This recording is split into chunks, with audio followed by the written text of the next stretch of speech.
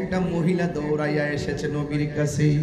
আয়েশা ডাক দিয়া বলে, নবী গো, সব সাহাবীরা যার যা আছে সব লয়ে যুদ্ধের ময়দানে যাইতেছি, মেহেরবানি করে আমিও একটু যুদ্ধের ময়দানে যাইতে চাই। আল্লাহ জান্নাত তো পুরুষের জন্য বানাইছে, মহিলার জন্য বানাইছে। আল্লাহ তো নামাজ পুরুষের জন্য ফরজ করছে, মহিলার জন্য ফরজ করছে।